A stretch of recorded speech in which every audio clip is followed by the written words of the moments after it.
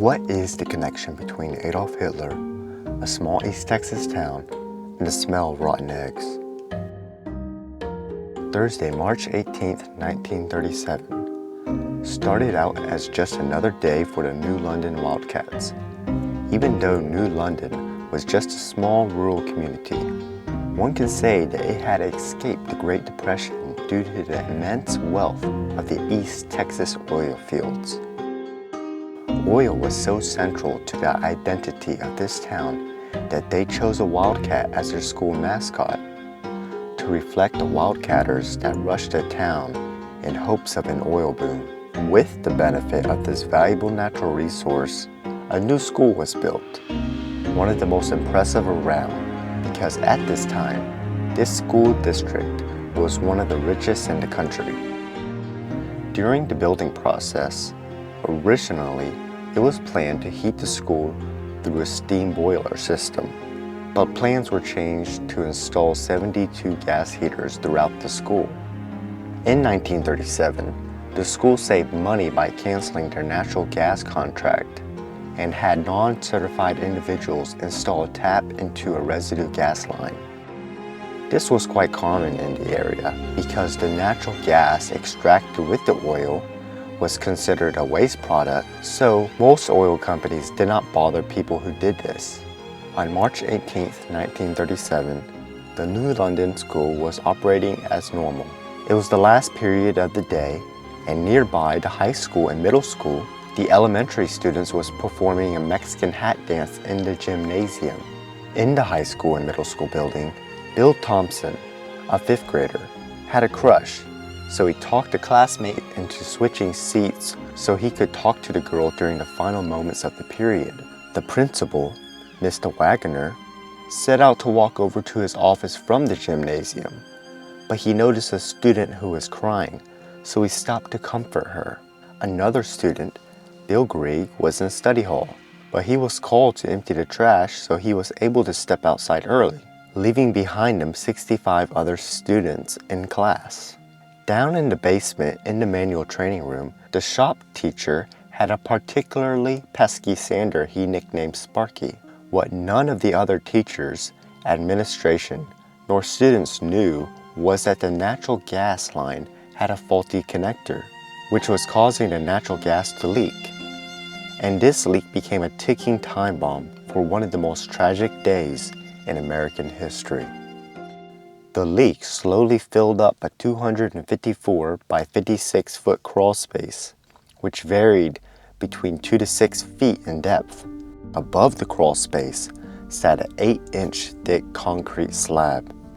The gas line entered the school from the south side of the school and hung 18 inches under the floor with smaller lines branching off the main line.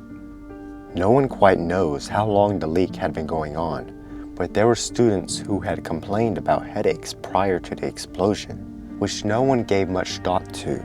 Back in the manual training room, there was a small door that opened into the crawl space area.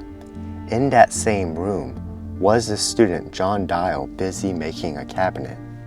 At 3:17 p.m., the shop teacher, Lemmy Butler, decided to test Sparky the sander. What happened next was unprecedented. The spark from the sander triggered an explosion that ripped through the building. John miraculously survived, and he described the blast. It was as being in the middle of a flash of lightning. Witnesses reported seeing the walls of the school bulge and the roof lift into the air.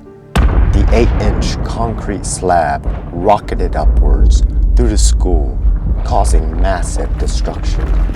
From the blast, the circumstances that survivors said occurred cannot be explained. The principal, Mr. Wagner, finished helping up the crying student and started back towards the school. And when he reached for the door, the explosion occurred.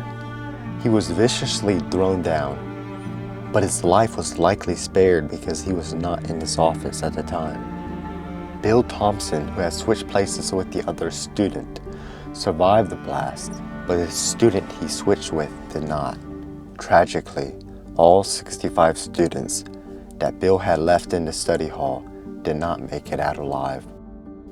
The blast took the lives of approximately 300 students and teachers. In the wake of the explosion, a flood of volunteers rushed to the scene. There were many mothers in the gymnasium for the elementary program, so they were some of the first people on the scene, helping pull out survivors. Oilfield workers rushed from their posts to help with recovery. Police and first responders came over from neighboring communities and cities to lend a helping hand. Everyone instantly knew it would be a race against the clock to clear debris and transport the wounded to nearby hospitals. A new nearby hospital that had plans for a ribbon cutting canceled its opening date and started taking in survivors of the New London explosion. A horrific thought passed through the minds of every parent, and it became the driving force of the rescue efforts. By 5 p.m. on Friday, workers uncovered the last bodies from the rubble, and a thunderstorm signaled the transition to healing. Condolences came from all over the world, from the president to the first lady. Ironically, even Adolf Hitler reached out and sent a telegram sending his condolences. Afterwards, there was an investigation that faulted the blast to a gas leak. Quickly, it was realized that such a tragedy could have been prevented if it was able to be detected.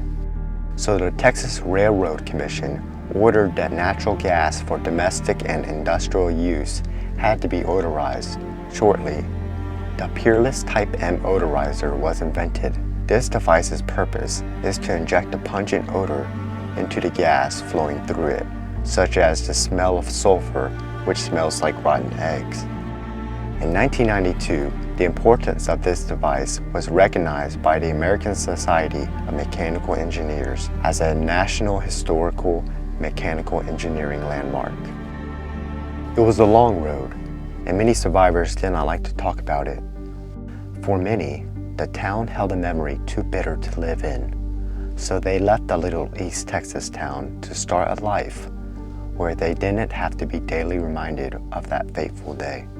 Efforts to ease their pain were put in place, such as a 20-foot-high monument constructed as a memorial to those who passed.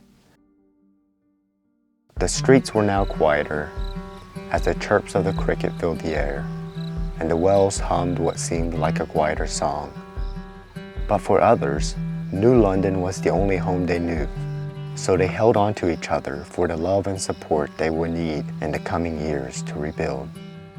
Soon after, the new school was built, and they went back to school to learn and to teach. And you would drive through this town and never imagine the pain of that fateful day because the strength of their scars. So what is the connection between Adolf Hitler, a small East Texas town, and the smell of rotten eggs?